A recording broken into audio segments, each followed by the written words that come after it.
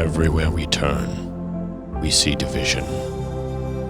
Everywhere we go, we feel alone. How do we live in a time that is so polarizing and isolating?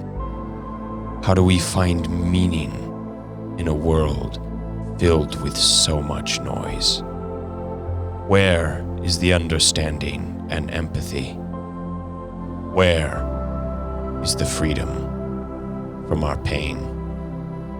Join me, Russell Eugene Welch III. This is our journey together as we discover that the answers to life's biggest questions and hardest choices are not some deep, mystical secret locked away in some far-off corner of the universe, but the soft, gentle voice in our own hearts. This is our first step, as together we embark on our incredible adventure of empathy, unity, and understanding. These are the stories of human triumph. Your stories, our stories. This is the struggle for meaning.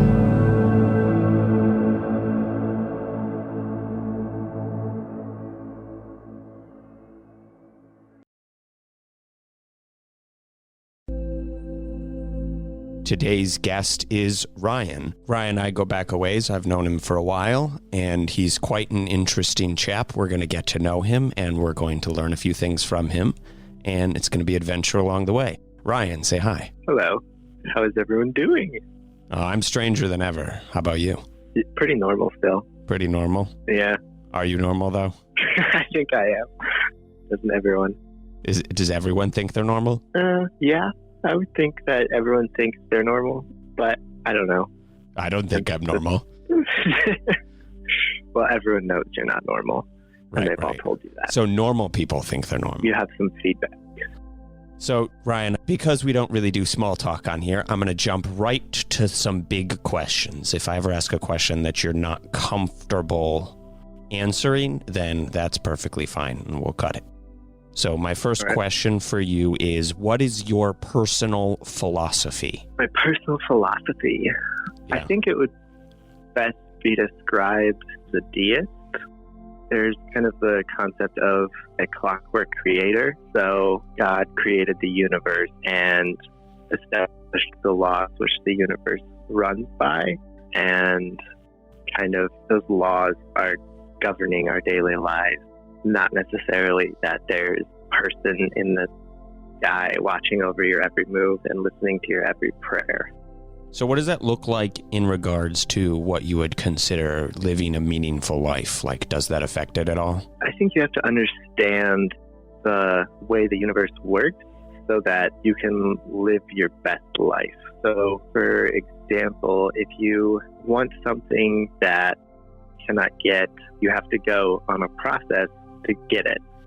And you can either take shortcuts or you can, put in a lot of hard work to get there. And depending on how the universe works, either those shortcuts will work or they won't. And either taking, just diligent time to get there, you may be able to shave off some time if you understand how the world works, or you may understand that you have to kind of go through the correct steps to get there. So you're saying the better your understanding of reality for what it really is, not really what you want it to be, the better your chances are to achieve what you're trying to achieve. Right. The better you will be able to have a meaningful life because you can live in accordance with the laws of the universe. And then living in accordance to those laws, your life will be easier instead of harder. So what would be some examples of how you go about this? Like, how do you implement this in your personal life? How does this affect your choices and how you go about finding meaning and doing what you do? I think recently I've been the first step is to understand how the universe works. So that's pretty much what I've been trying to do.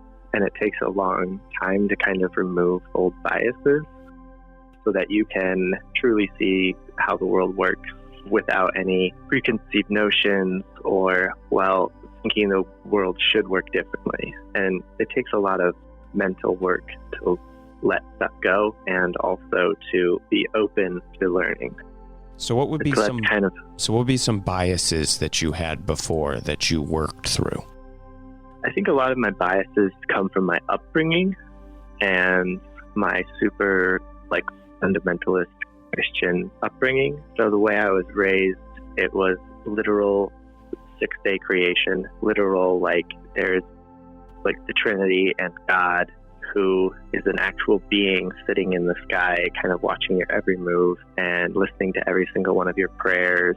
And there is right and wrong. There is a hell. And sinning is something that takes you away from God. So breaking all those down and deconstructing them takes a lot, especially giving up your beliefs you've been instilled with as a child takes a lot of time and a lot of kind of working through, especially when a lot of those beliefs that were instilled in you in a child don't really match the real world. You kind of have to take a step back and see why your beliefs aren't matching up with reality. So what were some of the first things that you did or that happened to you that caused you to start examining those beliefs and thinking that reality might be different? I think the biggest one is giving up the idea of the literal 6-day creation and a broader understanding of systems and how the universe is a system. For example, if you believe in an all-powerful God, you think, all right, he can just create matter out of nothing and without a complete whole individual animal. Right. But if you actually observe the way the universe works, and if also you believe that God works by his own set of rules, then there's no way that he can just spit out a complete whole animal out of nothing. He would use the rules inside of his universe, his creation, to direct what is created. But he still has to work in the confines of his own creation because they're his rules that he self-imposed. So you're saying God can't make himself an exception to his own rules? Yeah, because if you did that, it's just it defeats the whole purpose of having a creation. It defeats the whole purpose of, I can't really think of a good way to describe what I'm thinking about right now. So, do you need a second? The big debate in Christian circles is it's either creationism or evolution. Right. However, understanding that there's not really any way to dispute, if you actually do the research, to dispute how the world went through various changes and that the evolutionary process was happening, you are faced with kind of the either, and I'm sure you've faced the phone question and you kind of came to a different conclusion. If it's either or, you have to pick one and kind of blank out some of the evidence. Some of the evidence. So what would be an example of that on each side? So if you took the Christian's perspective, what evidence would they have to ignore? You would have to ignore a lot of the fossil record and a lot of the evidence showing how old the Earth is. If you believe in 6,000-year-old Earth, there really isn't any evidence to support that, so it's just a belief. And also you have to think about the different words that are used in the Bible, and I don't remember the exact words, but essentially the Hebrew words used in the Bible when they're talking about on the first day, second day, that actually the Hebrew word for that is not the English meaning of the word day, but meaning more of a kind of like an age or a chapter or something like that. So it's more ambiguous. Yeah, it's definitely a lot more ambiguous. And I think if you're believing that there is no creator, you have to take out a lot of, if you don't believe there is a creator, then you're kind of left with a question of how it all started and why it all started. And that's not really a question I'm interested in answering for myself. I don't really that's not a priority for me to figure out. So for me, the Deist mindset made the most sense because it's both. There is something that created the universe, whether that's a force, just life wanting to create itself, or if it's more of a clockwork maker who there is more of a form of a being somewhere who did create everything? I don't know. And that's not really a question that anyone has really ever been able to solve. And I don't see how trying to answer that question would benefit me personally. Because it doesn't make a difference to you whether there's no God or a deistic God, because it doesn't affect your life? I think, yeah, that is one way to say it, but I think Marcus Aurelius, one of his quotes in his book, The Meditations, is basically, he was saying, I'm going to paraphrase it, but he was kind of not sure whether he believed in the Roman gods or not, but he decided to live his life in a way that if the gods were there, they would still be pleased with his life, even if he didn't necessarily believe in them or not.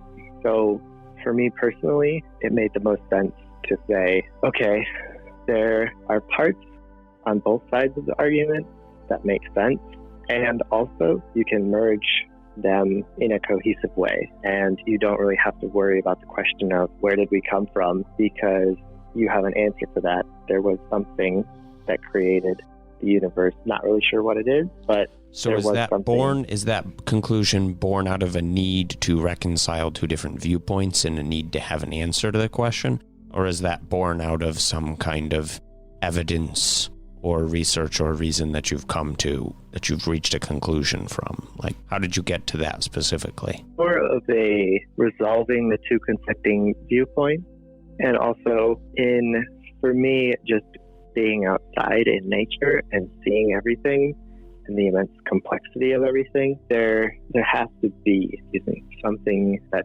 started it all. Now, do you mind if I challenge you on that viewpoint a little and really dig into where your reasons came from for thinking that way? Sure. Okay, so you say that things seem extremely complex. So, do you think complexity means that something was created? I mean, creation implies intention. Can you phrase the question in a different way? Yeah. So creation implies intention. It implies some kind of intelligent force directing it, some kind of prime mover. Otherwise, it's not creation, it's an occurrence. So, for example, you could have a field full of leaves, millions of leaves that have blown from a massive forest nearby. It's the middle of fall. And you have millions of leaves, and they're all swirling around and dancing around the wind. There's an immense amount of complexity there. But that complexity doesn't necessarily mean that there was any intelligence or creator behind it. It was just a completely natural occurrence. So how do we draw a relationship between complexity and intention?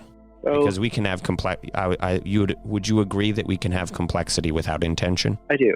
Okay. But I guess my question back to you would be, if the universe is a natural occurrence, can we say that it's happened before, or that there are multiple universes? Because if it's a natural occurrence, then it would happen at a certain frequency or a certain amount.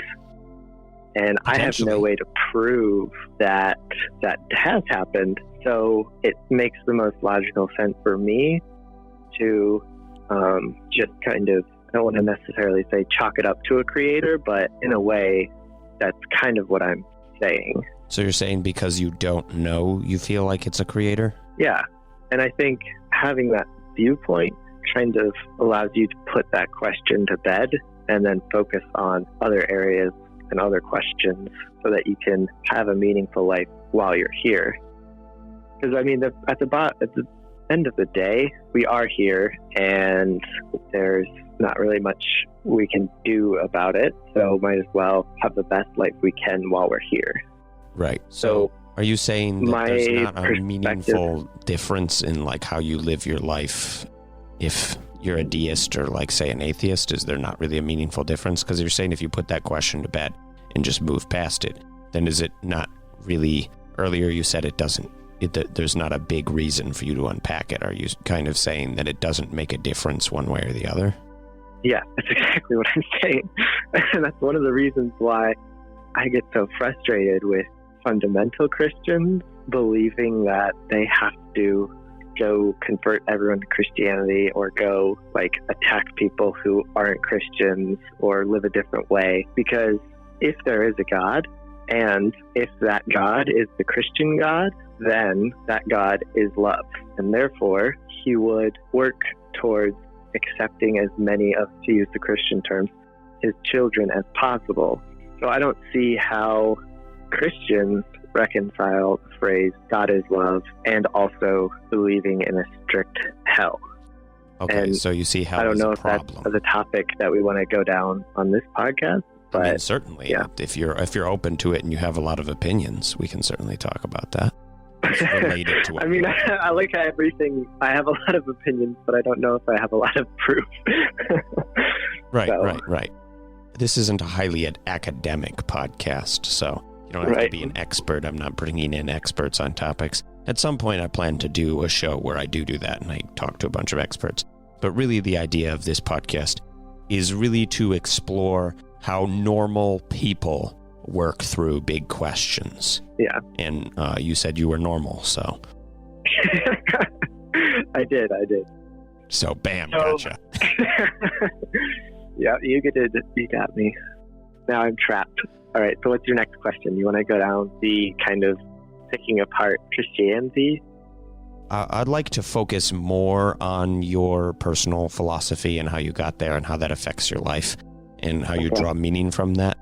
So I'd like to spend some time unpacking a little bit more, because you explained what you believed before. We don't need to get into that a ton just because it's extremely mainstream and most people know what you're talking about when you say fundamentalist Christian.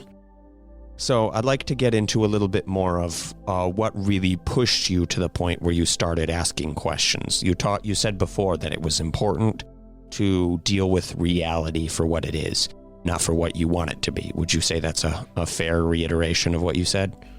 Yeah. Okay. So what made you start thinking that the viewpoint that you held wasn't this, and therefore you started questioning it? I think the catalyst was, as I got older, I would read the Bible on my own and more, and I would see my friends, and especially one of my brothers, living a life that I didn't understand how they got that life from the Bible. What I mean by that is fundamental beliefs they were espousing put pressure to inform on individuals, and that they used that pressure as a threat, especially the threat of hell, to say, you must do X, Y, Z, or you will be punished. So did that feel like an instrument of control? Yeah. So they're using this control because they want other people to live the way they live, and they want essentially to have power over the other people to control their lives. Now, is that necessarily a reflection on the theology that they hold? Like, is it possible that they're just abusing the theology for their own means? Definitely. And yeah, definitely. And that's what most people use religion for, their own personal power, not really a true manifestation of the belief. So in my own research, I just kept coming back to the fact that all over the New Testament, they say God is love. Right. And this gets back to kind of what we were talking about earlier about you need to understand reality and kind of the rules about how the universe works. So in the Old Testament, God gave the Israelites a set of rules, essentially how the universe was working back then. And they were supposed to follow those rules. If they didn't follow the rules, it was considered a sin.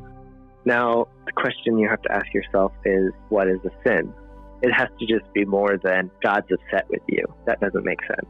So to me, a sin is synonymous with a real-world ramification. And if you follow the rules, quote unquote, then you will experience less ramifications.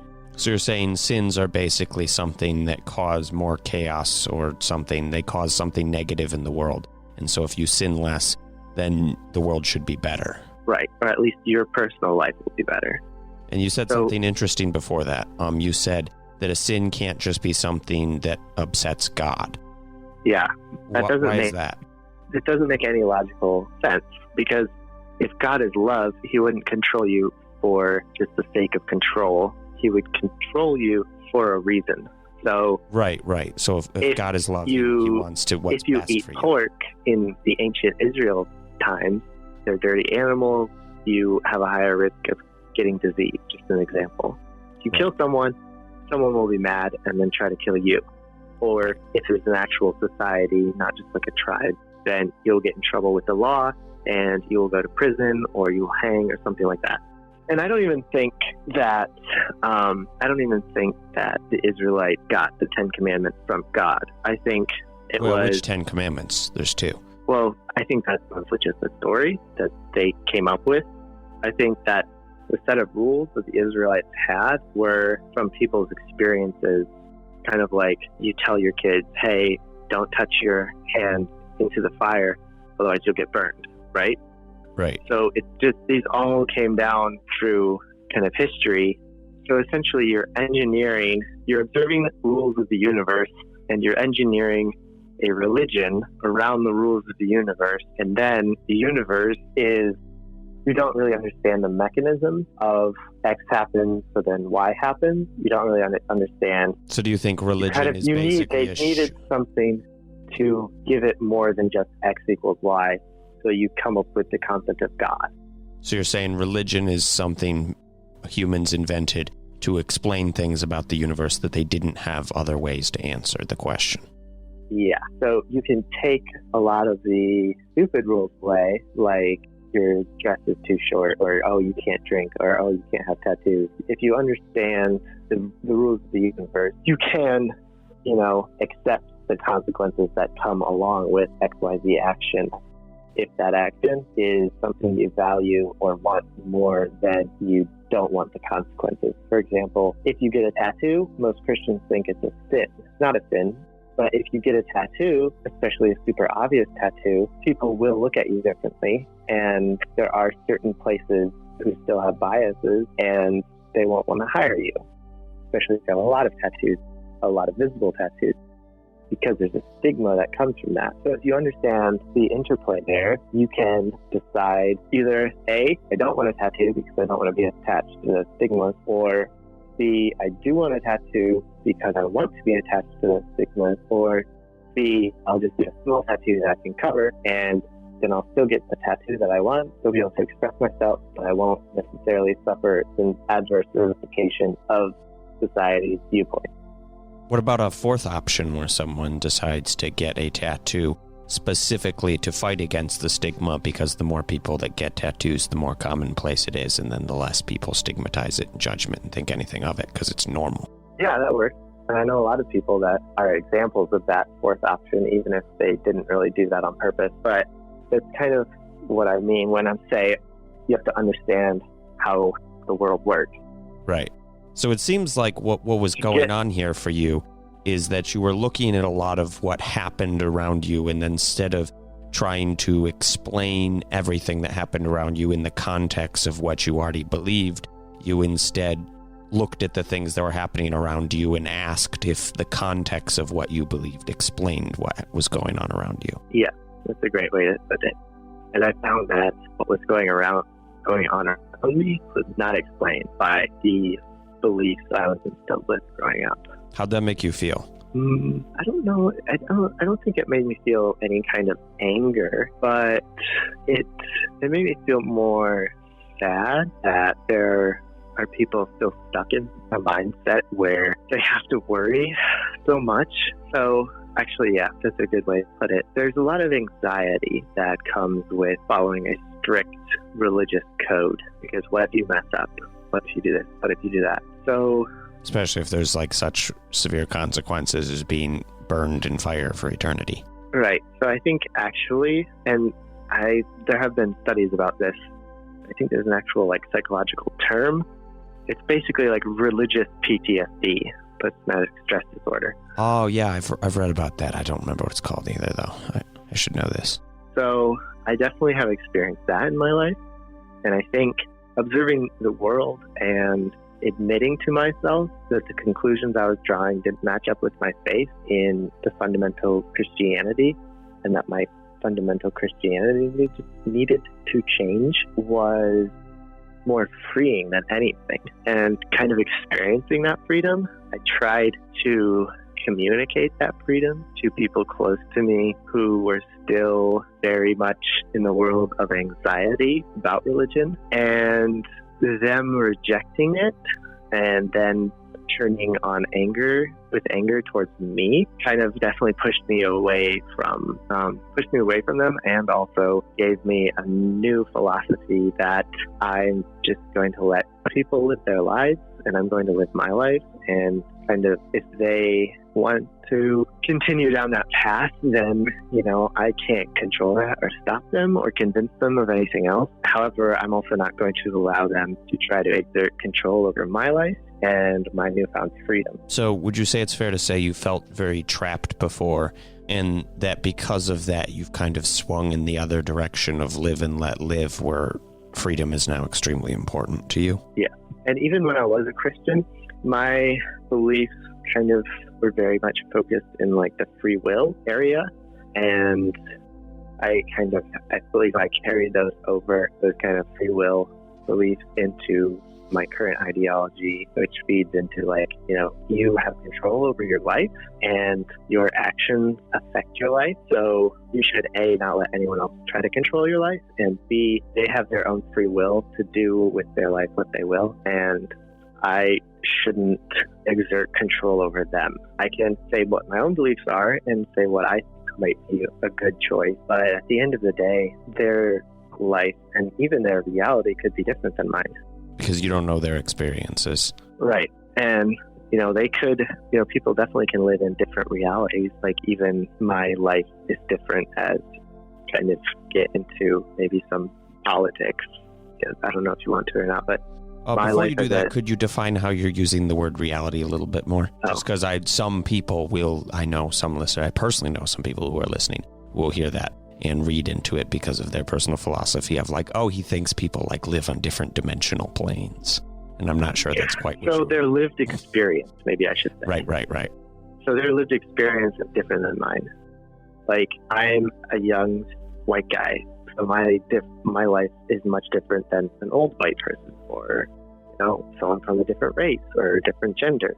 Right. So the way the world works for them is different than the way the world works for me. So their decisions need to be based on how the world interacts with them, not how the world interacts with me. So I can't say you need to do X, Y, Z because that's how the world works, or because that's just the belief I have because I'm a fundamentalist Christian or something like that. So you're saying we can't make it's not good to make prescriptive statements to other people about what they should and shouldn't do with their life based on our own personal experience. Yeah. I mean, there are certain universal truths, but there are not as many of those as religious fundamentalists. Well, even if there was universal truth, is there any way in which we as limited humans would be able to know that it's universal? Not really. But I mean, there's gravity, right? So right. You can't just say, oh, well, I'm going to jump off this building or something. But you also can't say, well, tattoos are wrong because I got a tattoo and I lost my job or something. Because someone else could get a tattoo and not lose their job. Someone else could get a tattoo and get a promotion. Yeah. Especially if they're a tattoo artist. So that's kind of my long-winded way. Or a woman could get a tattoo and then land more chicks. Yeah. So you mentioned something about getting political.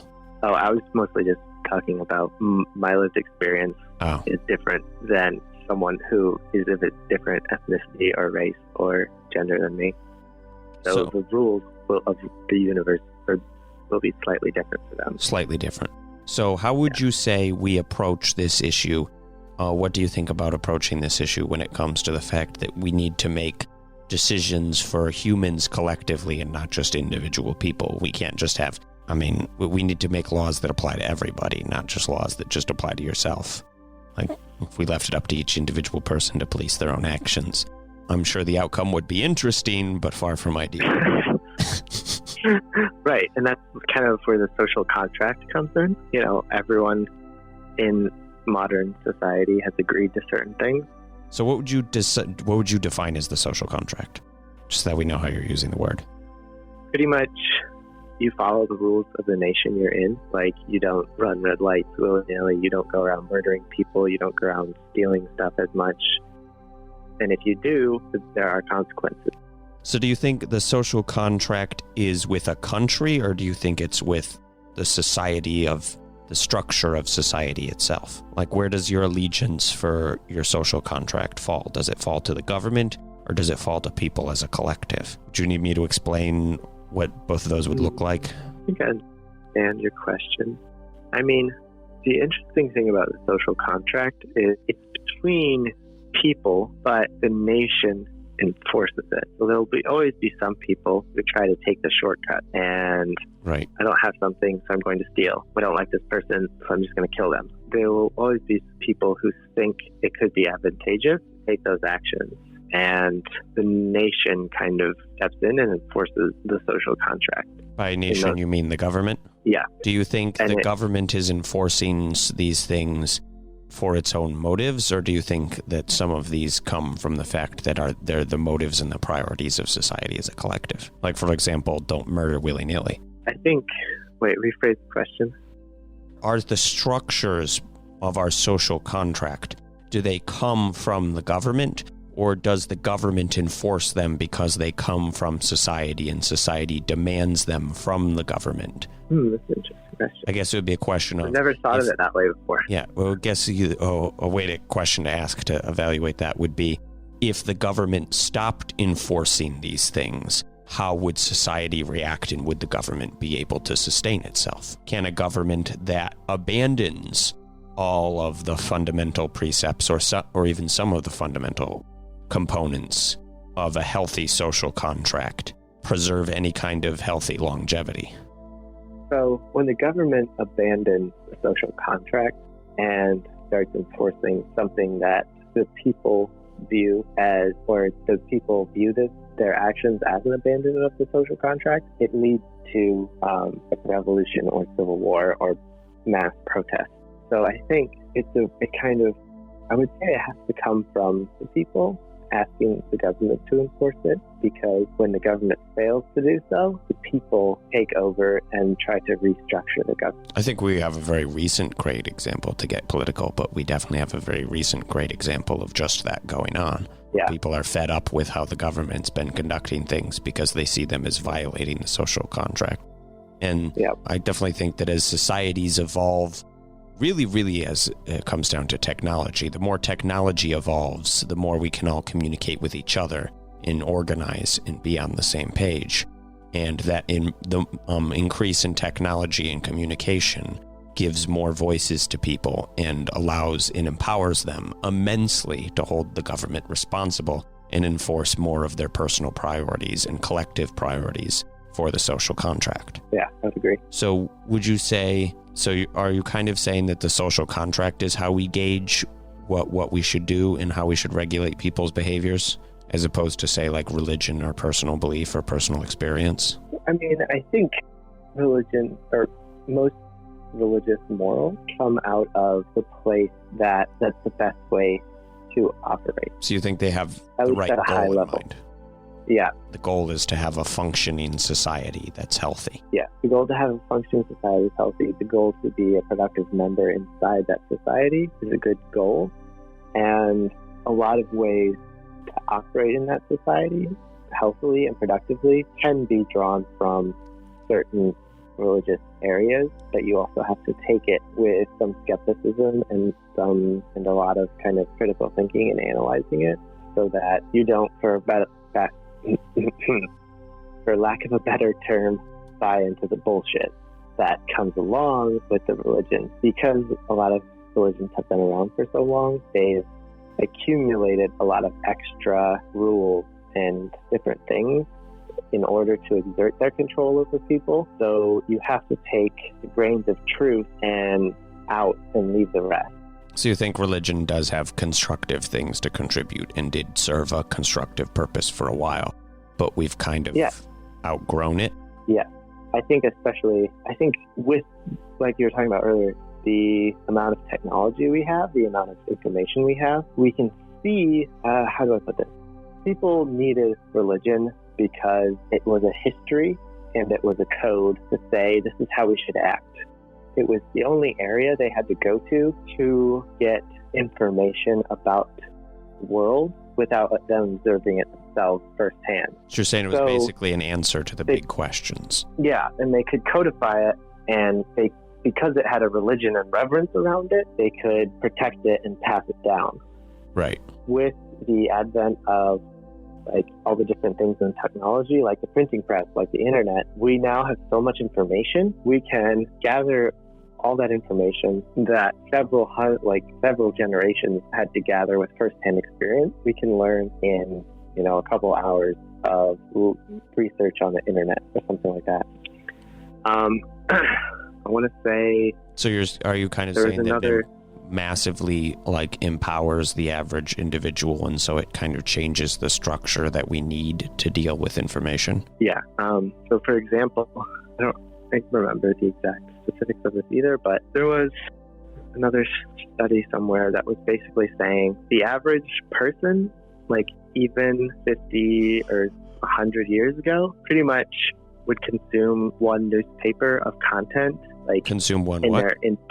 Their one newspaper of content, new information in their entire life. And now we do that in almost a day because we have the internet. So that access to that much information, we don't need religious leaders telling us how to live our life based on the shared experience of tons of thousands of generations prior, because we have the internet, which has all that experience at our fingertips. So we can do our own research. So what I'm hearing here is that the internet is now all-knowing and is God, and that should be our new religion? No. What I'm saying is it gives people the freedom. It gives people the freedom to have enough information to make their own choices and to exert their free will in an intelligent way. And they can do that with information-based decisions if they choose to. So, yeah, honestly, I forgot my train of thought. I kind of went down a rabbit hole too deep. Right. Well, that's relevant because that ties into, and we can tie that into, I'm going to pull back from something you said earlier about interacting with reality for what it is and not what you want it to be. Yeah. So now that we have a generation of people who are massively empowered by the internet to find information, what are some steps that you personally take to try to take into account your own personal biases when it comes to learning and digesting new information? How do you keep track of yourself? Do you keep track of yourself? Do I keep track of myself in what way? Tracking your personal biases and trying to accommodate for them. I mean, yeah, I try to read other people's experiences and try to put myself in their situation, but I don't do that as often as I could, I guess. I don't know. Does that answer your question? Kind of, yeah. I mean, really what it all boils down to is I'm not a philosopher. I'm not sitting here thinking what's the answer to the big questions of life. What is reality? I'm more so just trying to reverse engineer things based on my experience of how do I live a meaningful, peaceful life where I can create something out of my life and maybe even generate some value for society. And the best way I found to do that is not necessarily spend so much time worrying about religion and God and what rules are correct and what we should do and how the universe came to be. It's more so just, all right, I have a working model of something created the universe. The universe is here now. The universe operates on a certain set of laws, and your better understanding of those laws will allow you to lead that life of fulfillment. Does that make sense? Yeah. You're basically saying that it's kind of a shortcut for you to reconcile a couple different big questions that don't necessarily affect your daily life, but you feel like you want answers to. So you take this and you insert it in as your answer, and it's a workable answer. And then it allows you to move on to the things that you see are important and meaningful that really have consequences, which are how you treat people and how you act in society and what kind of person you are. Yeah, that's a perfect synopsis. Well, that's why I'm the interviewer, because...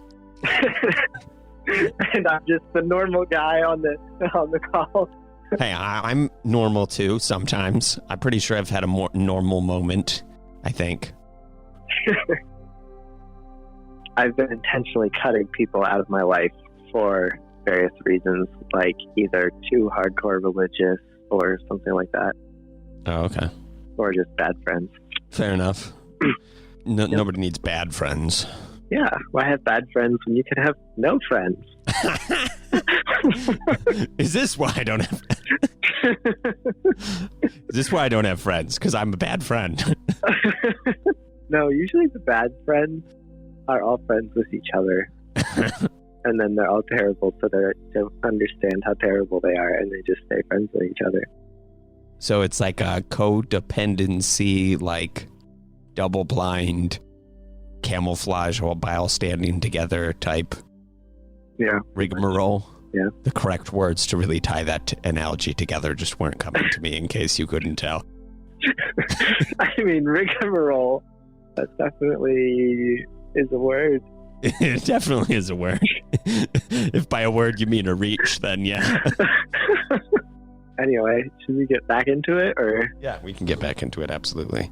I don't really know how much more I have to say, honestly. That depends on what kind of questions you're willing to answer.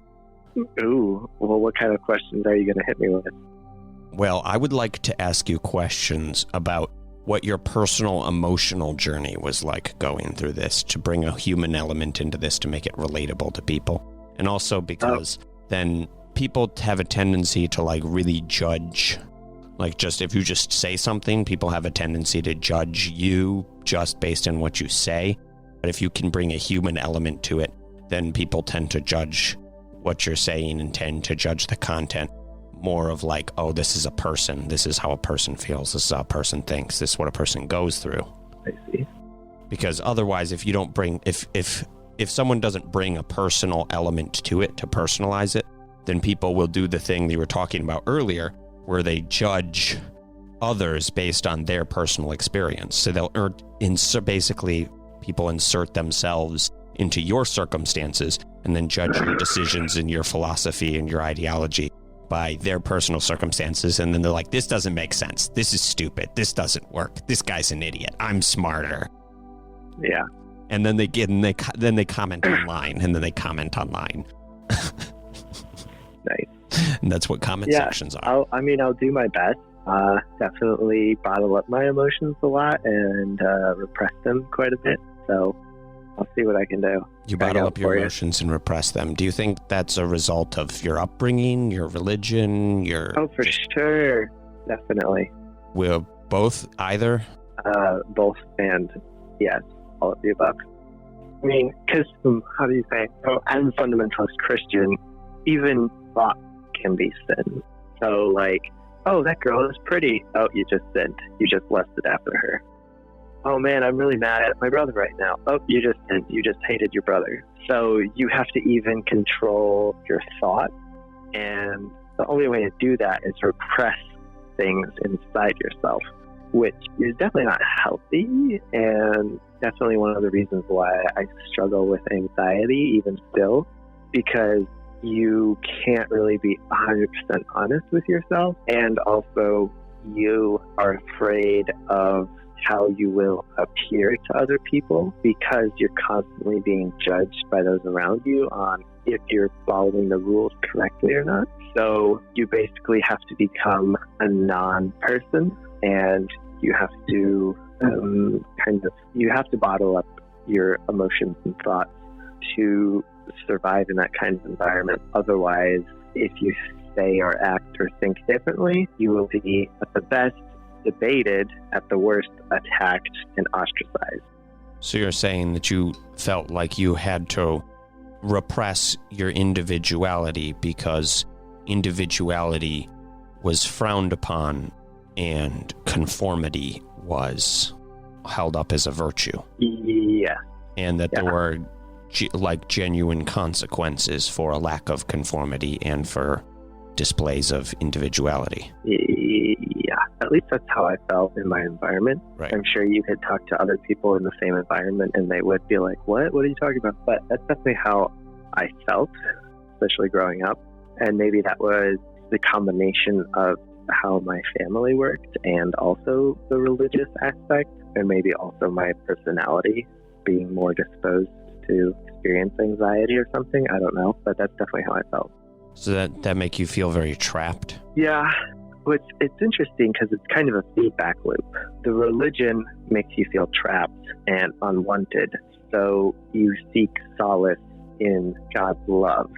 In the religion. Yeah. So I don't know if you are familiar with this research, but there's been some pretty interesting research into the fact that a lot of ideologies, one of their strongest components, one of their most powerful components for recruitment and then also for retention is to create a problem that didn't exist otherwise outside of the ideology, and then tell people that they have the only solution to this problem, because then that makes people feel like, oh, I need to do this thing. And then exactly as you described it, it creates a feedback loop where, because it's an engineered problem, like, for example, looking with lust or something like that, that people can't control. It's a normal part of their being, an engineered problem that the ideology created.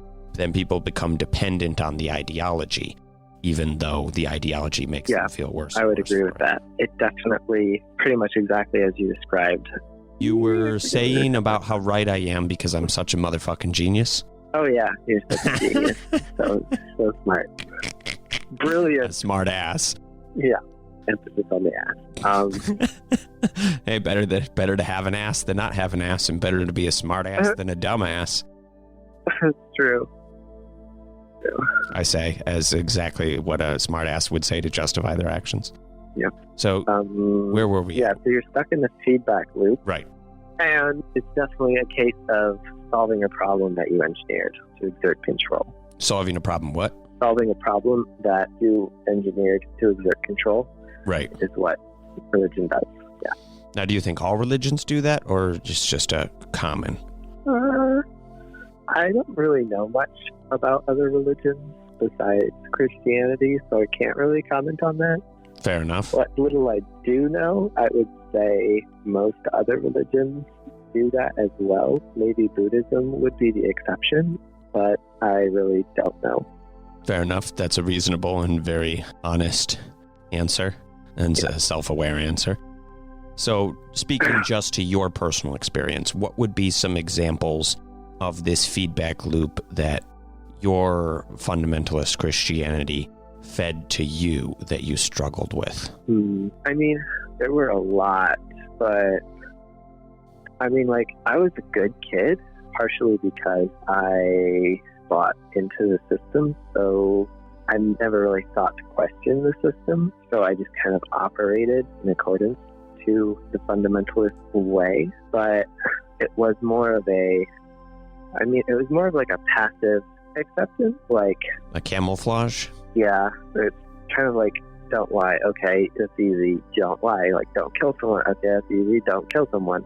But it was more so the little things that like started kind of getting my wheels turning. So like, don't look at a woman lustfully, or you've already committed adultery in your heart. Like, that's just ridiculous. Like, what are you talking about? Like, that doesn't make any sense. Like, just because you looked at someone and thought, like, appreciated how they look, you're now a sinner. But also, you, like, God created humans and created those desires in them. And also, one of the main goals of Christianity is to get all their members married off and have tons of babies. So that's also, like, that's part of that. So it doesn't really make sense, you know? So you're saying it seemed like a conflict of interest.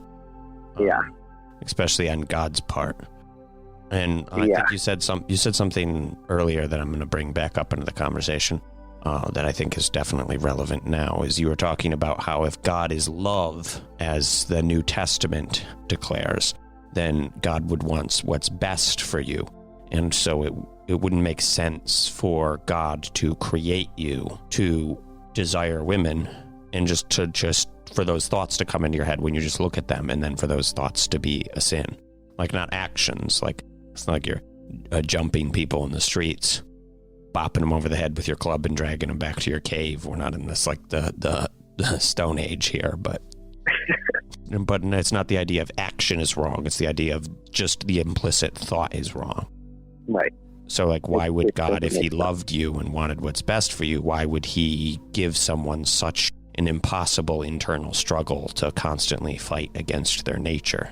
Yeah, if God created the nature, then why would either A, the nature be incorrect, or B, why would, if the nature is what it is, then why is that a sin? Here's another question I want to ask you about. I might cut this, but I might leave it in. But how do you feel about the fact that also it's a tenant, especially more Old Testament than New Testament, but I'm not sure New Testament sets the record straight on that or clarifies, maybe it does, why it's such a big deal in the Bible for people to be circumcised, aka to chop the end of your dick off. Like, if you're made in God's image and God made you that way, why wouldn't he just make you without the end of, like, why would he make you that way and then be like, oh, that's nasty, get rid of it? Like, I think that's another, going back to lived experience or like hereditary knowledge, I guess actually that's a good term. That's another hereditary knowledge kind of thing, where if you think about when the people were writing these laws down, it was not a time where it was socially normal or accessible for most people to wash themselves. And if you don't wash yourself, there's all kinds of things that can go wrong down there. So the solution was take it off, you don't have a problem. And now with the advent of like modern society and all those different kinds of things and showers, there's literally no reason. So that kind of goes back to my other example of like back then, don't eat pork because pork is has a higher rate of carrying different bacteria and diseases and stuff like that.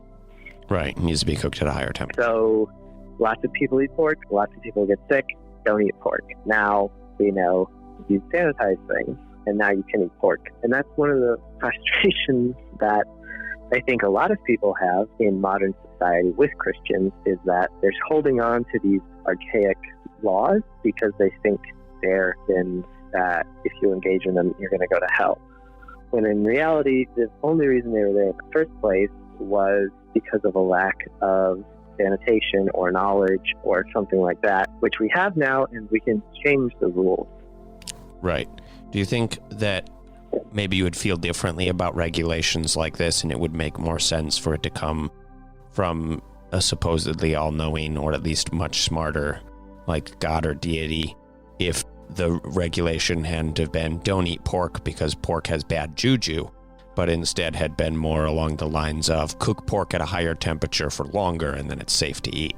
Like basically telling them something they didn't know. Would that show more evidence of a God? Yeah. Would that make you feel would that make you feel differently about Scripture if there was stuff in there that people at the time period couldn't have known, instead of, like you're describing, just traditional wisdom that's passed down from generation to generation, things that everybody knew that was common knowledge? So, you can edit this out, but that reminds me of, I'm going to get his name wrong, this bitch. He's a comedian from Pakistan. Kumar? No, damn it. I'll find it and I'll send you a clip afterwards. Nice. But there's a comedian from Pakistan who literally makes a joke along those same lines, where he's not Muslim anymore, but he's kind of pointing out the ridiculousness of a lot of Western people and their comments about Islam. And he said, I'm going to butcher the joke, but when people are like talking about Islam, some of them are like, oh yeah, well, the Quran says, women can't drive, so therefore the Quran's sexist. And he says, first of all, if the Quran said women can't drive specifically, like if in the future, like if however, like 1,000 years ago or however long it was, right, in the future there's going to be this metal box that you drive around in and has 4 wheels, like I can assure you that I would still be Muslim and it would be the one true religion. Basically saying like, if the Quran predicted cars, then not only would he still be a Muslim, but he would also think that women shouldn't drive because that would inherently prove that there is a God, because how else would you have that knowledge? Right. Anyway, I butchered the joke. But yes, in a certain sense, if the laws made more sense in the modern context, it would have more of a proof of a divine creator, but they don't. So I don't really, it doesn't. So, I mean, there's not really much of a, kind of like I said it before, most of this, or actually as you summarized what I said, most of this is a shortcut to answer the big questions and then kind of not have to worry about it. Right. Because I spent so long in the fundamentalist Christian mindset, that takes up so much mental capacity. I wanted something that would free up my mental capacity, not take up more of it. Right. And even kind of like we were talking about in the break, even, maybe if you have a friend who is not good, or you don't have a great relationship with them, or even a family member, just totally cutting those ties frees you up and your mental capacity quite a bit. Like if you've never done that before, it's hard to understand how much relief and extra mental energy you have. So are you saying when you cut controlling toxic people? Yeah.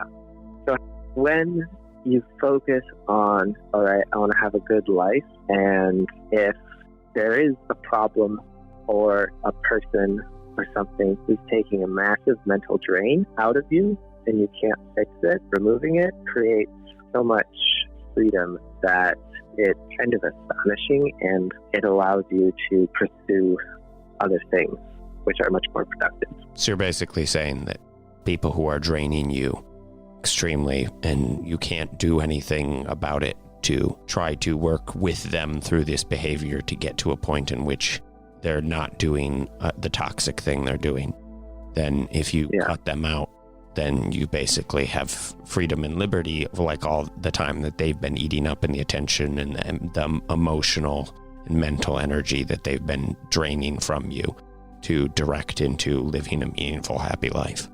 Yeah. So I'm guessing you're speaking from personal experience here. Yeah, but I mean, also, if you're trying to, I guess my main point to bring that up was to say, but also if there are ideas that are taking up a huge portion of your mental energy trying to fix, to solve, then it's taking up that mental energy that you can't apply to actually living your life.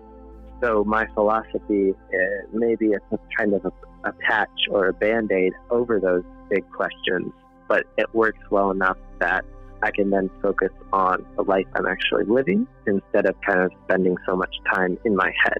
Right. And that's one of the side effects of type of fundamental Christianity I was raised in, is you did spend so much time in your head, and it caused a lot of anxiety, and you felt trapped because you were always trying to solve the external problem that really didn't exist, where you're kind of, it's the feedback loop we were talking about earlier. So removing that, and also kind of being able to not adopt a new one with believing in, for me, if I chose to believe in atheism, it would open up those questions again, and it would return me into that state of the mental drain, which is why the new deism works, because it answers kind of all the questions and merges the evidence and belief it merges the truth I see from both the Christian and atheistic evolutionistic kind of perspective. So it kind of, and maybe this is me, my own limited mental capacity and humanity, cherry picking my beliefs from both sides of the fence and kind of figuring out a way to stay in the middle, but it works for me so that I can put those questions to rest and then move forward. You said before that you weren't a philosopher, so it sounds like more your priority here isn't to really get an answer to these big overarching philosophical questions, but more of just, it sounds like your priority is to live a meaningful life that is healthy and free and happy, where you contribute to society. And so it's just a shortcut so that you can get to the part where you can focus on your priorities. That's a good way to put it. Yep.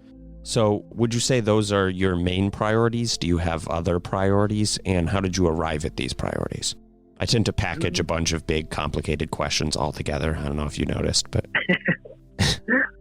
So I think a lot of these ideas are still kind of new. So I'm still aligning what my priorities will be for the future. But I don't really know if I have a good answer for that, because I'm still kind of in the phase of deciding what I want my priorities to be and what I want my life to look like and how I want to build that life to make it have meaning. Does that make sense? Yeah, you're still working on figuring all this stuff out. Yeah.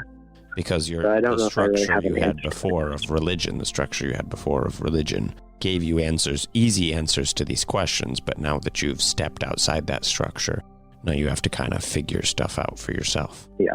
Does that give you uncertainty, and does that fuel your anxiety more? Sometimes, yeah, because it's kind of like, it's just totally up to you to figure it out. And also, if you have something more powerful than you giving you the answers, then it's easy to believe that they're the correct answers.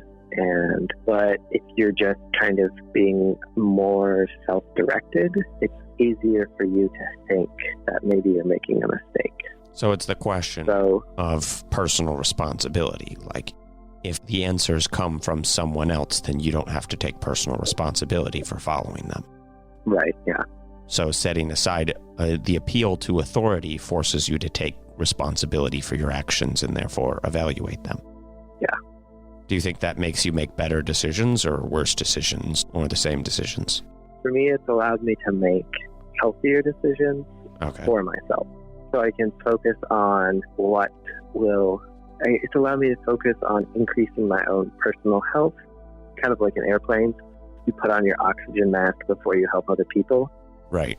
So in living a meaningful life, Christians tend to think they need to go out and help other people before they have their own life in order, because that's how much of an importance Christians place on helping other people. So they're kind of so worried about doing good deeds that they can do good deeds at the expense of themselves. So in response to that, if I wanted to be a little bit cheap and poke the bear a little bit, I could say in that analogy, because they're not struggling to grow first before they go out in the world and try to direct people, it's their own personal analogy of the blind leading the blind. Yeah, definitely. So giving that kind of philosophy up has allowed me to focus on my mental health and my physical health, which have not been the best. So I can kind of build myself up, and then also my financial health. And once those are stronger, then, you can move forward with your life and possibly make a positive change in the world. But if your own life is in chaos and disarray, then you really have no business helping other people. Because if two people have chaotic lives and one person puts themselves in the other person's life, you're just doubling the chaos. So if your life is in order and you need to help someone whose life is in chaos, that order can help the person who has a chaotic life kind of get order in their life. But without first having your own house in order, there's no way to help society. Now, since you've said the order so many times, do you mind if at this point in the audio I insert the communist anthem? Definitely. That would be an interesting topic as well. Capitalism versus communism. But I don't know if that would be a whole episode unto itself, probably several. Yeah. Have you ever read Communist Manifesto? It's been so long. I vaguely remember. I was still learning to read when I read it too, so I was struggling to get through. What, were you like 5? No, I actually learned to read much later because I failed a bunch in school and was held back a bunch of times. I mean, I read to learn to read, or not necessarily learn, but finally started actually reading like around 12. Oh, right. Yeah, I think it was around like somewhere 11, 12, around that time when I read the Communist Manifesto. Are you dyslexic? You're definitely dyslexic, aren't you? Yes, I'm super fucking dyslexic. Yeah, me too. Ogua. I got tested by a psychologist, and he was like, wow, you're really, really dyslexic, but you're also really smart, so you figured out a way to compensate for it. He was surprised I graduated from college. That's how dyslexic he thought I was. I had people tell me when I was tested that I wouldn't graduate from high school. Oh, really? Yeah. I even one person told me I wouldn't make it past 8th grade. But actually, I don't know if you want to leave this in, but that kind of is a perfect example of understanding the universe more. Like, I was never tested to figure out if I was dyslexic or not, as when I was with my parents and when I was in a fundamentalist Christian mindset. It was just kind of like, oh yeah, you struggle with this, you're probably dyslexic, but whatever, just figure it out. And there's a much more fatalistic approach to life that I was raised with. Right. Maybe it's not all Christians, but the subset of Christians and my personal family experience, it was very much fatalistic. Like, oh well, it's just the way it is. You're probably dyslexic, but you struggle with this or that. Whatever. Right. Instead of like, hey, you're struggling with this, let's fix it, and then it will be fixed. Right. For my family, obviously, like your experience and my personal experience are both anecdotal. That being said, my personal experience was similar, but not so much for dyslexia. My parents went above and beyond when it came to helping me with dyslexia. I was also just like so dyslexic that I never would have learned to read or write or do anything or function without it. So like they went above and beyond for that to really help and go out of their way and try a lot of things. But that same kind of fatalistic mindset of like, that's what God intended and God made the world that way. And if you want to fix it, then you need to pray it away. Yeah. Came down to a lot of my behavioral issues and stuff that I struggled with as a kid, because I had a lot of like social and emotional behavioral issues where I didn't understand things and I didn't know how to communicate properly. And I had a lot of struggles in those areas, and without like labeling any of them, because I plan to talk about them at some point, but I really want to work up to that. And it'll probably be like a season final for something for a later season when I talk about that. But yeah, it definitely was very much the idea of I'd go to my parents and I'd be like, I'm struggling with this. Like, I want to get tested. And they'd be like, I'm sure it's fine, or I'm sure you'll work through it, or you can figure it out, or pray, and or your relationship isn't right with God, or he would fix that, or stuff like that, where it's just like how's a kid supposed to fix like social behavioral issues on his own by praying about it? It's like, what? Yeah, that's interesting though that you even felt comfortable enough to go to your parents with your issues, because I wasn't even comfortable enough to approach my parents with like, hey, I don't know how to talk to people. Hey, I didn't even know like how to describe the fact that I had social anxiety in social situations, or what kid would. Yeah, I mean, I never even noticed it until, in high school. I just thought it was a normal experience to like be afraid of everything or everyone, until in high school, my brother just all of a sudden had lots of friends, and like he was like the social butterfly, and I was just kind of left in the corner, and I was like, hey, whoa, he's having totally different experience than I am. Right. Yeah. So you said in high school, so were you like homeschooled or something before that? Yeah. Okay. So did that kind of give you less of an opportunity to, up until high school, gauge yourself against other people your age? Definitely. Yeah.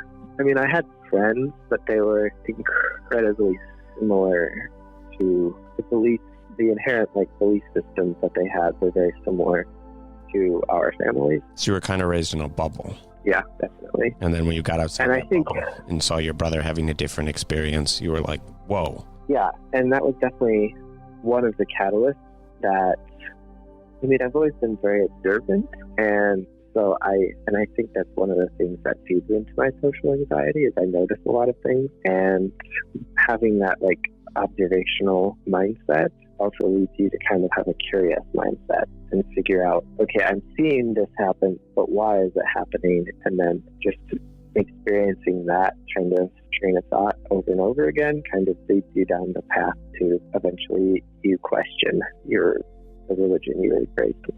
So you're saying because you had the almost impulsive, it sounds like, tendency to just observe and notice everything around you, that you had to do something with that information, so you would evaluate it to try to figure out what was going on. Also, I'm sure your anxiety probably drove you to like ask questions of that, and that created in you the habit to examine things. And so eventually it was just inevitable that the religion that you'd grown up with was going to get subjected to this process. Yeah, definitely. How's it feel to talk about all of these things that you've been through? Feels good. I mean, a lot of this is stuff that I've thought, but I've never really necessarily talked about in a cohesive way all the way through. So it's almost good to even say these things out loud for myself to kind of know what I believe. Right. In a way, I don't really about this stuff much, and the times I have tried to talk about it with different family members or friends, it's definitely met with a lot of resistance from the religious fundamentalist kind of mindset that a lot of them have. Right. That thing you were talking about earlier of the prioritization of conformity over individuality. Yeah. Now, do you think a lot of other people probably feel this way? I mean, not everybody, obviously. Lots of the experiences vary as the wind, but I think pretty much everyone feels this way, but the responses are very different. So, for example, one of my family members has always sort of treated religion kind of flippantly throughout their growing up, and then later in life they all of a sudden started taking it incredibly seriously, and to the point that they're now more strict than their upbringing. And I've seen that pattern a lot in my family, that depending on person's mindset, they can either, I should back up. So I think the way people respond to the feelings that I've been feeling and describing, there are different responses. So one response would be to reject pretty much everything and figure out your own belief system, which is a bucket that I would say I would fall in more. So the second, the way to handle it is just do nothing about it and kind of just keep moving forward pretty much the way you were raised without changing really much about your belief system.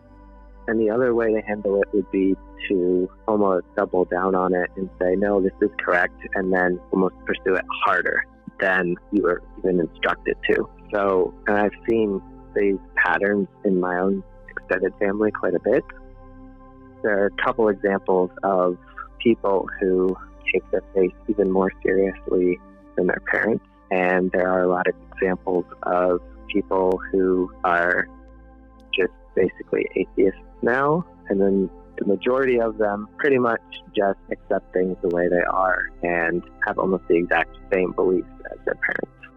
Maybe their parents don't really necessarily like alcohol and they drink, but that's pretty much the extent of the difference.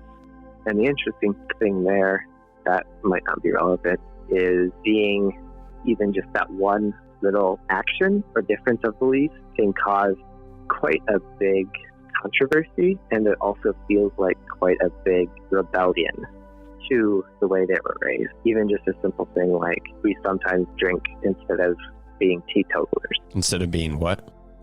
Teetotalers, like never touching alcohol. Right. So it's the end of the world. I kind of forget where we were going with this topic, but yeah, I think people pretty much do experience, I would say my experience is pretty typical, normal, but also there are 3 different responses to it. The different responses you're saying to when somebody's ideology is challenged is to either question why it was challenged, double down on it and just deny the challenge, or to basically go into full denial and just pretend that it didn't happen at all. Yeah, just continue the status quo. Yeah, those are at least the patterns I've observed. So obviously, since I react this way, I would think it's the correct way to react, but I think you should question everything and guard beliefs that don't make sense logically or have no proof to them. So you're saying that no belief should be held up on a pedestal as unquestionable? Correct, yeah. But what if it's the truth? Then it will withstand all questions. Boom. Right? Right. Am I wrong? No, you're right. You're absolutely right. That's why I wanted, because that's the biggest response you hear, and I hear it almost daily from people, is, well, I don't need to. It's like they'll say, well, I don't need to question what I believe because I know it's right. Yeah. It's like, oh, how do you know it's right, though, if you're not willing to question it? Well, I don't need to because I know it's right. My brain is hurting. Well, I mean, it's like anything. Like, the evidence points to the truth. So if you have evidence, then you'll arrive at the truth. if you don't even look at the evidence, then you can't just decide what is the truth. Right. Though isn't there a really strong tendency of people's personal biases to influence, even if they're asking the right questions, to influence their interpretation and their understanding of the evidence? I mean, you yourself admitted that based on your personal priorities, as they were cherry-picked from both sides to try to build your own philosophy that fulfilled your priorities. Yeah. And honestly, I don't really see that big of a problem with it, because everyone has internal biases and no one can be 100% objective. Exactly. Also, if you, how do I say this? With words. If your biases aren't hurting anyone, then kind of live and let live. If your biases are you trying to hurt or control someone else, then that will be transferred through to your actions, and your actions will control and hurt other people. And with those actions, you can see the injustice and you can then fight against that. I think that makes sense. Yeah. Basically saying what's important here is that you live a life where you don't cause unnecessary harm to other people. Right. I mean, it's kind of like the pursuit of happiness, right? Right. You pursue your goals and what will give you satisfaction in life, and everyone else is doing the same thing. So you have to figure out a way for everyone to coexist, which leads us back to the social contract. So you have to pursue what you enjoy, but you also have to do that in a way that it doesn't harm anyone and also benefits you and the people around you. Where do you think that comes from?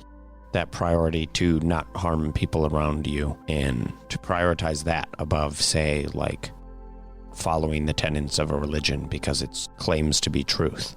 Like, where do you get that priority from? I mean, it's really the golden rule. Do unto others as you would have them to do unto others. Right. Yeah. So do unto others as you would have them do unto you. And I think that's one of the ideals. I've cherry-picked one of the truths, one of the truths that I've taken from Christianity, because... Is that even from Christianity, though? It's in the Bible somewhere. I know that. Oh. If it was an idea before that, and whoever the historical figure is that would best represent Jesus took it from that, and then maybe, I don't know, but... It's hard to say. Yeah, so... I don't remember it specifically being in the Bible. I do know that it's tossed around by Christian groups. It might be. I'll have to check. But regardless of whether they stole it from someone else, like, that doesn't really change. I mean, yeah, it's still a good... Yeah. Yeah, it's still a good law to live by. But there's an idea that some people have where they think the best way to live life or the best way to get ahead is to step on other people to get there. But historically, in the long run, if you observe patterns of behavior, you see that the people who are remembered and who have the biggest legacy and who actually achieve the most are those who create benefit not for themselves at the expense of others, but benefit for everyone with the help of everyone. So the people that have So it's almost the exact reverse, because like if you look at people like Gandhi or Martin Luther King or something, though they're very extreme examples, they're creating benefit for everyone else at great personal sacrifice. Yeah. So the one person sacrifices other people on the one end of the spectrum. You have someone who sacrifices others for personal benefit, and then someone else who sacrifices personal benefit, or a person who sacrifices personal benefit for the benefit of others. Yeah. And then us normal ass fucking Joes in the middle. I mean, they did it at a macro scale, but everyone in their lives can do it at a micro scale. Right. I mean, you still affect the people around you. The same principle applies, you're saying. Yeah. I lost my train of thought, so you'll have to ask me another question. Well, tell them to toot the toot thing. The woot woot, and then maybe you can find it. Yeah, I don't know how it works. What? That's not how you find your train of thought? No. That's how I find mine. Oh. I just like walking in public, and I'm out in the grocery store. I can't remember what I was supposed to get. I just shout. I'm like, toot the horn, and then they toot the horn, and then I remember, I'm looking for something on aisle 7, and I go over to aisle 7. Yeah. All of a sudden you hear toot toot over on aisle 7. Yeah. Sometimes. And then I also hear the jingle from the padded wagon. And then the men in the happy smocks come running. Mm-hmm. The men in the white coats. Yep. Take you away. Ha ha. They're coming to take me away. Ho ho.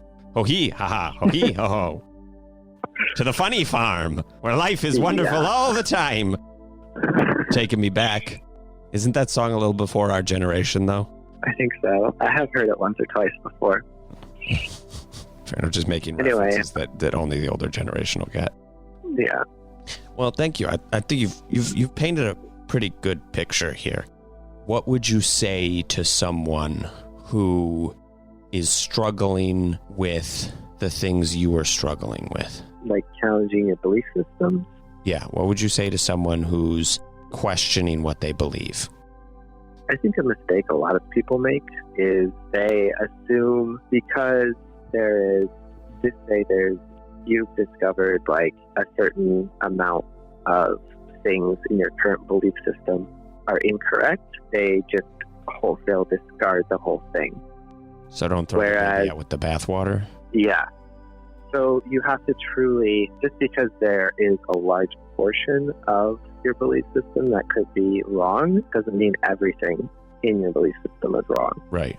Like, even atheists who used to be Christians don't just decide, oh, well, nothing matters, so now I can do whatever I want, and then just go around murdering people. You know, you still have ethical people who adhere to morals, so you don't have to discard. Do you think those people get their morals from religion, or do you think that they get their morals from the fact that we just inherently have a biological need as a social species to get along and care about each other because we have the traits of empathy and reciprocity naturally? I think religion gets their morals from that biological need.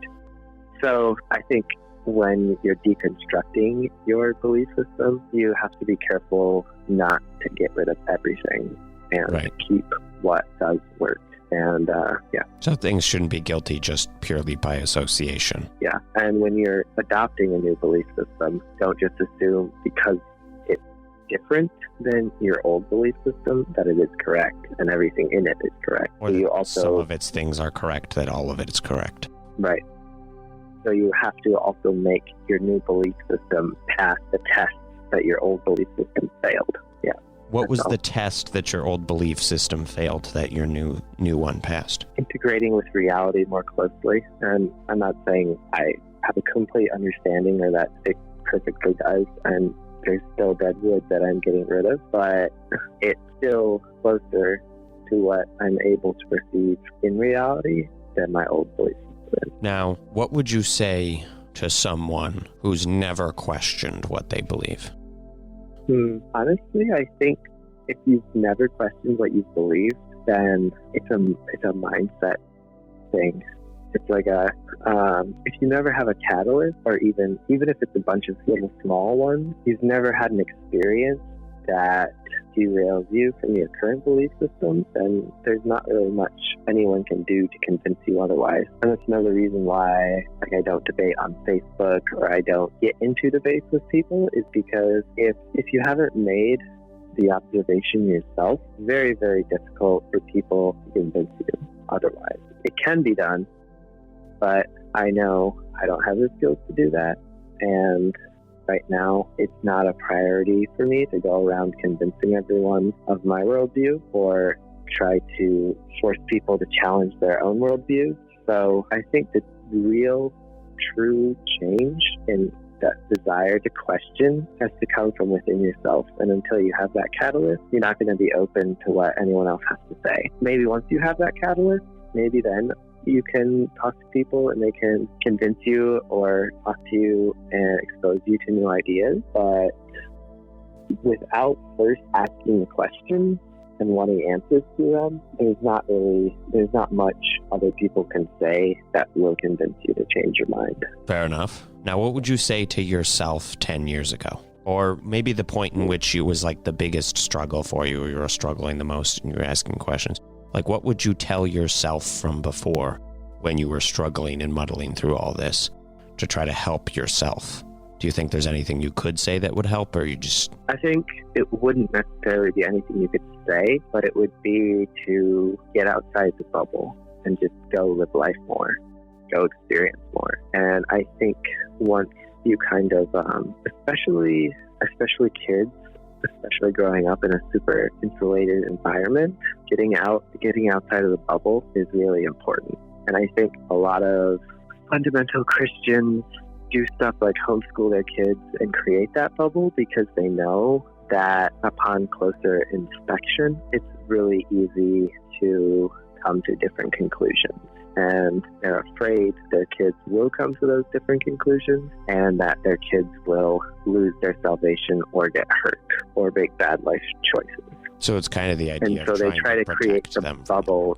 Yeah, they try to create the bubble to protect their children out of fear instead of exposing them and informing them so much that the kid has all the information to navigate different situations correctly. So the answer is, instead of limiting people to protect them, the best protection is essentially, or the best defense is a good offense. And having the kid exposed and informed on the most amount of things, that preparing them the best is a much better way to live than just deciding, oh, well, life didn't work out for me well, and so then I became a Christian, and when life started working better, and now I have to protect my kid and keep them in this little bubble, you hide them under the rock, kind of keep their head in the sand. That's a big mistake. It goes for any belief system, really. Once you're out of that environment, it's a lot easier for you to just wholesale reject everything about that environment. And then that's when you get kids who kind of go swing hard the other way. And then right, because they get their religion pulled out from under them and they don't really have any other foundation. So they kind of just get cast adrift without a structure, a foundation. Yeah. Because you haven't exposed them to the rest of the world, so. Right. And I think that a lot of parents exposed themselves and really thought about things as well, they would be a lot less hardcore and strict in a lot of things. But they are stuck in the feedback loop. So anyway, ask your original question again, because I think I kind of got off on the rabbit trail there. It was, what would you say to yourself either like 10 years ago or when you were like really like struggling? And you said to get out in the world and like experience stuff. And yeah. Do you have more things to add to that? Not really.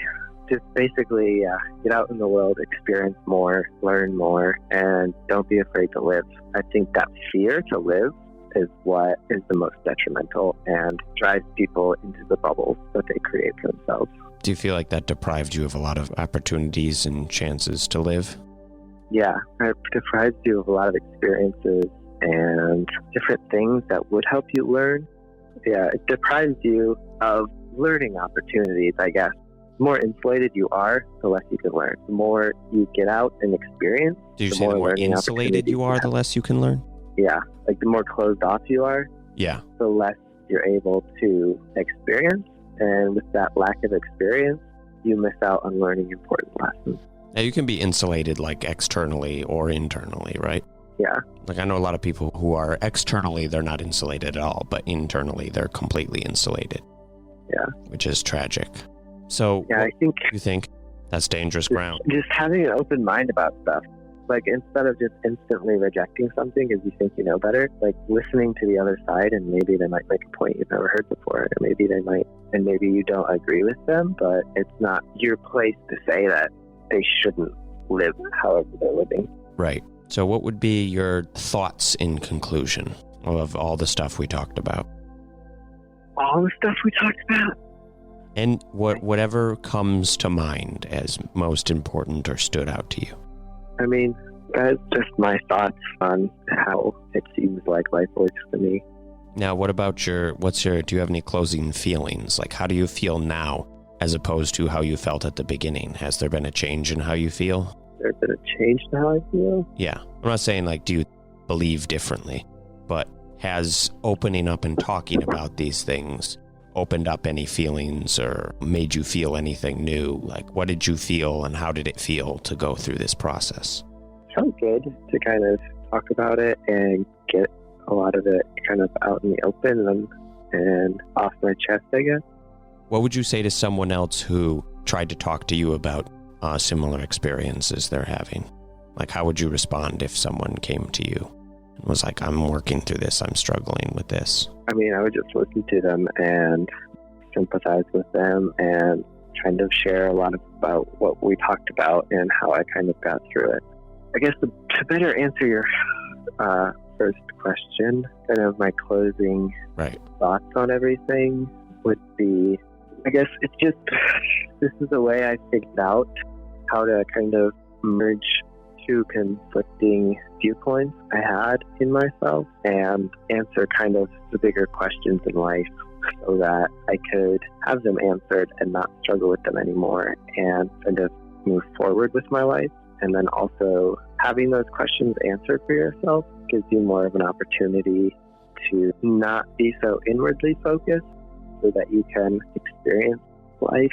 And also when you come across people with different ideas than you can kind of just sit back and learn about those ideas and have a better understanding of different people instead of continuously pushing for them to adopt your belief system. You can just find the commonality in the human experience and be open to, how different people are. Right. I guess. Well, thank you very much for coming on the show. It was about 2.5 hours. How long did it feel? Like a long time, actually. Or longer than that. Right. It definitely can be difficult to talk about the past and how it's affected you and dig up a lot of old emotions and feelings and work through them. But I really appreciate you doing it because the fact that you had to go through that experience and had to, sounds like, mostly go through that alone and figure it out on your own is because we don't have a culture and a society that normalizes this kind of conversation where people feel comfortable talking about it. But the fact that you did share your story contributes to the voices of other people who feel similarly and normalizes this kind of conversation. It'll make some people more comfortable speaking up. And the more people that speak up and the more we normalize the conversation, the more we shift the Overton window of society towards a more productive society where we are comfortable talking about our emotional baggage and our issues and being less judgmental and more open-minded and patient with each other. So thank you for your contribution. Welcome. Thanks for doing it. No problem. It's what I love.